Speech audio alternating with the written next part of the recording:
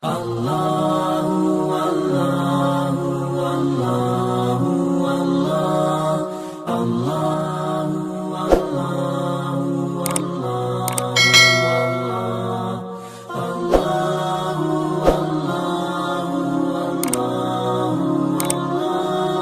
Allahu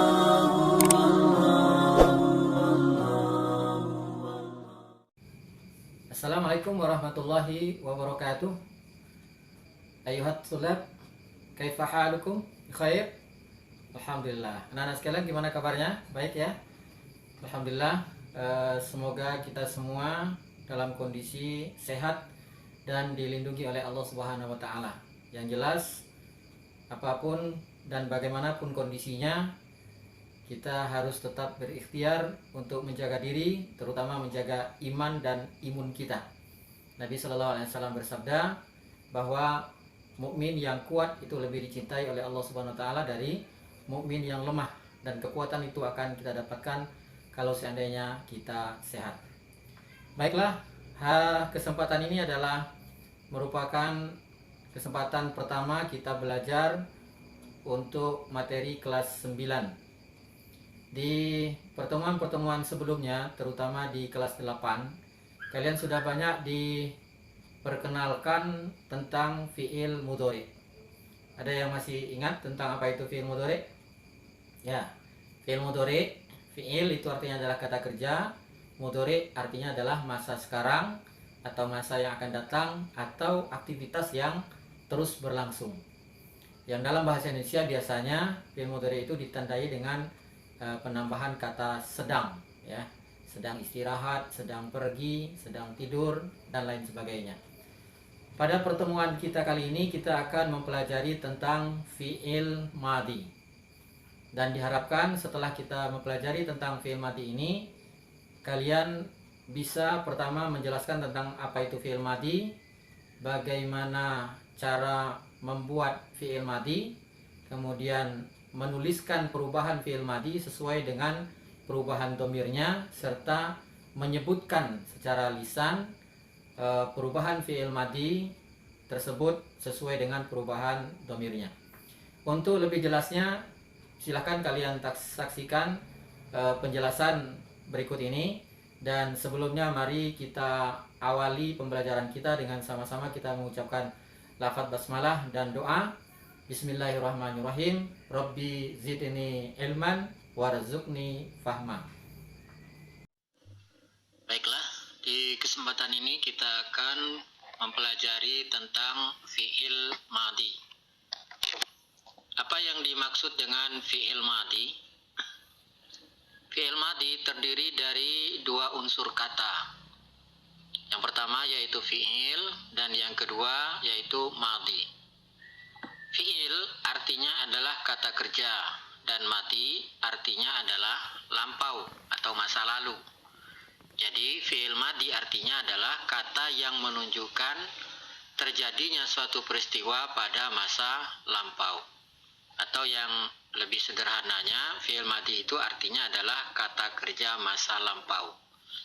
Nah, dalam bahasa Indonesia, fi'il madhi itu biasa ditandai dengan penambahan kata telah atau sudah. Contohnya apa? Contohnya telah pergi, telah mengerti, telah melihat, dan lain sebagainya. Ya, telah makan atau sudah minum.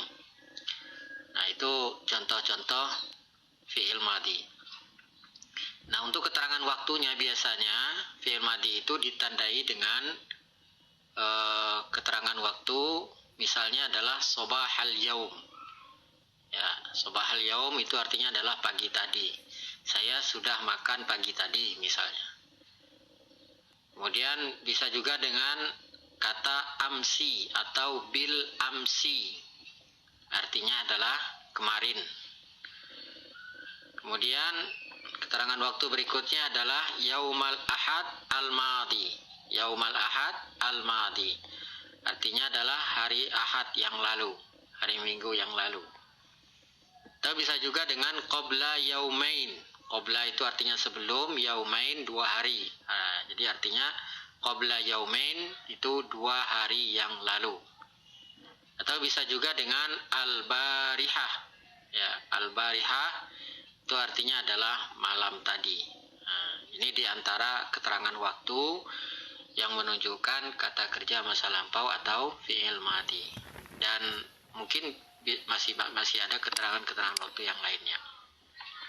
Selanjutnya adalah bagaimana cara membuat fi'il madhi.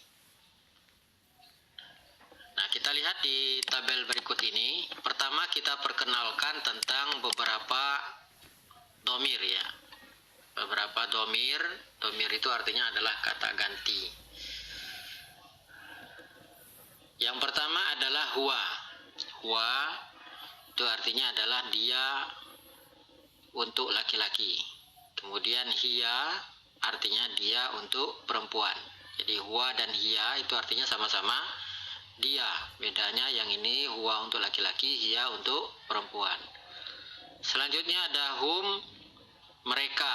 Hunna juga mereka. Bedanya hum untuk laki-laki, hunna itu untuk perempuan. Selanjutnya ada anta dan anti. Anta, anti itu artinya sama, yaitu kamu, ya kamu. Bedanya anta itu untuk laki-laki, anti itu untuk perempuan. Selanjutnya ada antum dan antunna. Ya, antum dan antunna ini artinya juga sama, yaitu kalian. Bedanya antum untuk kalian laki-laki, antuna untuk kalian perempuan.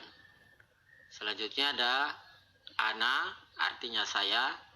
Ini laki-laki dan perempuan sama-sama ana bahasa Arabnya. Ya, kemudian ada nahnu.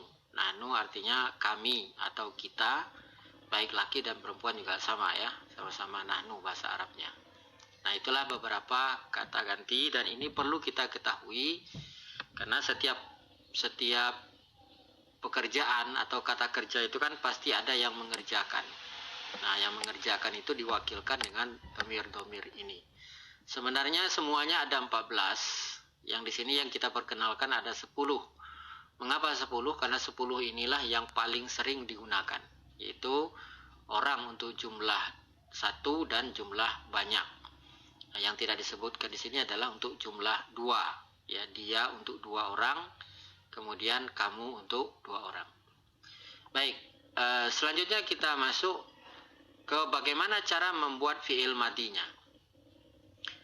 Perlu diketahui bahwa beda orang, beda jenis, ya, beda jenis dan beda jumlah itu mempengaruhi bentuk kata kerja.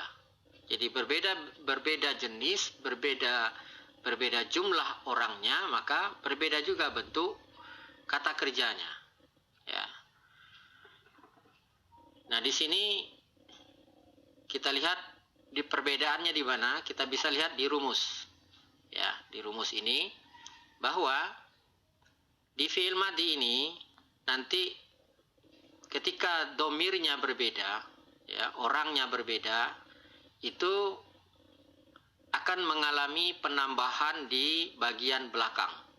Ya, ada aziyadah. Ziyadah itu artinya tambahan. Tambahan di bagian belakangnya ya. Nah, ini kita lihat nanti kalau untuk apabila pelakunya itu adalah dia, seorang perempuan, hiya, maka kata kerjanya nanti itu ditambah dengan ta mati di belakangnya. Kalau yang hum, ini waw mati dan alif, huruf terakhirnya nanti didomahkan. Nanti kita praktekkan ya. Kemudian hunna, ya, apabila pelakunya itu perempuan banyak, mereka untuk perempuan, maka ada tambahan na di belakangnya, nun berbaris fathah, kemudian huruf terakhir dari fi'ilnya itu nanti dimatikan atau disukunkan. Kemudian kamu, apabila pelakunya adalah kamu, ya, kamu laki-laki, anta, maka tambahannya ta di belakangnya, huruf terakhirnya dimatikan. Kalau anti, untuk kamu perempuan, tambahannya adalah ti di belakangnya, huruf terakhirnya dimatikan. Kemudian untuk antum, kalian laki-laki, maka huruf terakhirnya dimatikan, lalu tambahkan tum. Ya. Antuna antunna, kalian perempuan, huruf terakhirnya dimatikan lalu tambahkan tunna. Kemudian untuk ana, saya, ya saya, huruf terakhirnya nanti dimatikan lalu tambahkan tu. Dan yang terakhir adalah nahnu, ya huruf terakhirnya dimatikan lalu tambahkan na. Na-nya pakai alif ya. Nun pakai alif, kemudian nunnya berbaris fathah. Beda dengan hunna. Kalau hunna, na juga tambahannya di belakang, cuman dia tidak pakai alif. Nah, baik, sekarang coba kita eksekusi dalam bentuk fiil, dalam bentuk kata kerja. Kita ambil contohnya, yaitu kata kerja zahaba. Nah, zahaba ini artinya apa? Zahaba ini artinya adalah pergi. Nah, ya, lebih tepatnya adalah telah pergi. Telah pergi. Ya. Oke, kita lihat di sini. Zahaba, kata zahaba ini adalah untuk domir huwa. Jadi huwa zahaba artinya adalah dia telah pergi. Dia telah pergi. Ini kita rapikan dulu. Ya. Ya, huwa zahaba ini tidak ada penambahan apa-apa ya, ini masih asli. Ini masih asli, tidak ada penambahan dan tidak ada pengurangan. Huwa zahaba. Dia telah pergi. Ya, dia untuk laki-laki telah pergi. Bagaimana kalau yang telah perginya itu adalah dia perempuan? Misalnya Fatimah atau Siti. Siti sudah pergi. Apakah masih hiya zahaba juga? Nah, di sini kita lihat. Ternyata apabila yang pergi itu adalah satu orang perempuan, ya orang ketiga dia, maka di sini rumusnya adalah tambahkan ta mati di ujungnya. Jadi dari kata zahaba menjadi zahabat. Nah, gitu ya. Zahabat. Jadi zahaba jadi zahabat. Kemudian untuk mereka, ya kata ganti orang ketiga jumlahnya banyak, mereka. Mereka telah pergi. Nah, bagaimana caranya? Bukan hum zahaba, tapi hum. Nah, huruf terakhirnya didomahkan, lalu tambahkan waw mati dan alif. Sehingga jadinya adalah hum zahabu. Nah, ini ya, zahabu. Nah, jadi mereka sudah pergi. Jadi kalaupun tidak ada kata hum di sini sudah otomatis terjemahannya pasti ada kata mereka di dalamnya ini. Ya, karena ditandai dengan ada waw mati dan alif. Kemudian hunna, mereka perempuan. Nah, mereka perempuan telah pergi, atau siswi-siswi itu sudah pergi, atau ibu-ibu sudah pergi misalnya. Nah, jadinya bagaimana? Ya, bukan hunna zahaba, tapi hunna ini ya, matikan huruf terakhir lalu tambahkan na. Sehingga jadinya apa? Jadinya adalah hunna zahab na. Gitu ya, matikan huruf terakhir lalu ditambahkan na. Nah, dari hunna sampai ke bawah ini semua huruf terakhirnya nanti dimatikan. Nah, contohnya ini anta. Anta. Kamu sudah pergi. Misalnya kalau kita ingin menanyakan, apakah kamu sudah pergi ke Jakarta? Nah, apakah bahasa Arabnya hal titik-titik ila Jakarta. Nah, apakah kamu titik-titik ke Jakarta? Sudah pergi. Kamu sudah pergi bagaimana? Ya, matikan huruf terakhir lalu tambahkan ta. Sehingga dari zahaba menjadi zahab ta. Itu ya, zahab ta. Begitu juga dengan anti. Ya, anti. Anti, caranya bagaimana? Anti, kamu perempuan. Apakah kamu sudah pergi, wahai Fatimah, misalnya. Nah, jadi huruf terakhirnya matikan, lalu tambahkan ti. Dari zahaba menjadi zahab ti. Nah, oke ya. Selanjutnya lagi adalah untuk antum. Ya, antum, kalian. Apakah kalian sudah pergi? Nah, caranya bagaimana? Matikan huruf terakhir lalu tambahkan tum. Sehingga dari kata zahaba menjadi zahab tum. Nah, itu ya, zahab tum. Ini kalian juga, antunna, kaliannya perempuan. Apakah kalian sudah pergi? Wahai anak-anakku, misalnya kan, anak-anakku perempuan ya. Maka caranya bagaimana? Caranya adalah huruf terakhirnya dimatikan, lalu tambahkan tunna. Jadi antunna, ujungnya adalah tunna.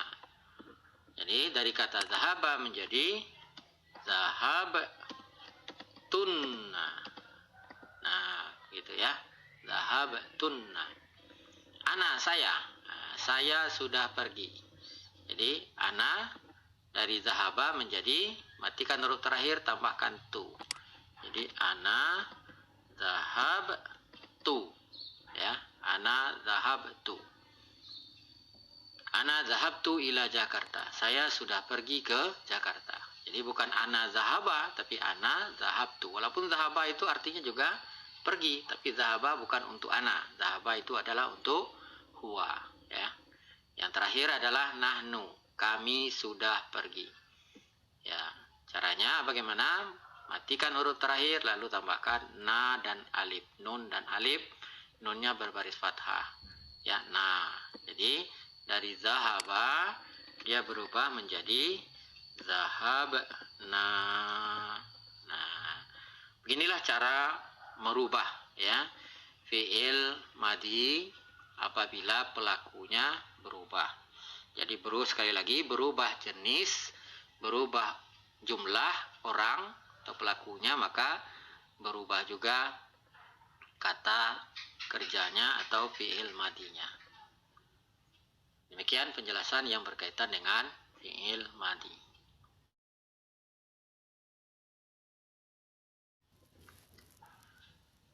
Nah, selanjutnya ini ada beberapa fi'il madhi yang lain yang belum diselesaikan, yang masih kosong. Nah, ini menjadi tugas ya. Tugas caranya bagaimana? Silahkan pilih dua saja ya. Dua saja.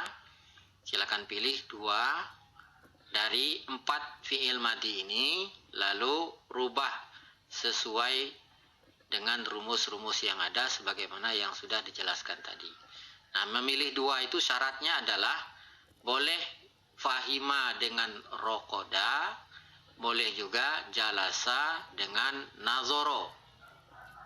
Ya, atau boleh juga fahima dengan nazoro, rokoda dengan jalasa. Nah, itu boleh. Silakan nanti dirubah ini sesuai dengan yang sudah dijelaskan. Fahima itu artinya adalah mengerti, paham. Nah, dia sudah paham, dia sudah mengerti, mereka sudah mengerti, saya sudah mengerti. Nah, itu gimana bentuknya? Kalau rokoda itu artinya tidur. Ya, tidur. Sudah tidur.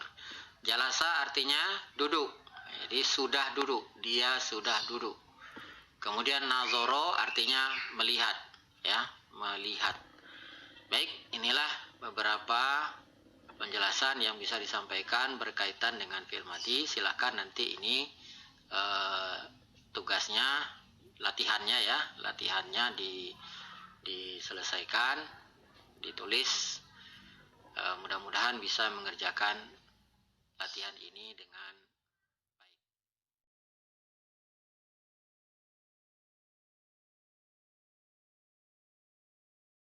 Huwa zahaba, hiya zahabat, hum zahabu, hunna zahabana, anta zahabata, anti zahabati, antum zahabatum, antunna zahabatunna, ana zahabatu, nahnu zahabana. Nah, anak sekalian, demikianlah pembelajaran kita untuk kesempatan kali ini. Mudah-mudahan kalian bisa memahami materi yang disampaikan dan bisa melaksanakan tugas dengan sebaik-baiknya. Apabila ada hal-hal yang kurang bisa dipahami, yang kurang bisa dimengerti, bisa nanti kalian tanyakan langsung di kolom komentar melalui WA dan lain sebagainya. Mari kita tutup pembelajaran kita dengan sama-sama mengucapkan lafaz hamdalah. Alhamdulillahirabbil alamin, wabillahi taufiq wal hidayah. Wassalamualaikum warahmatullahi wabarakatuh.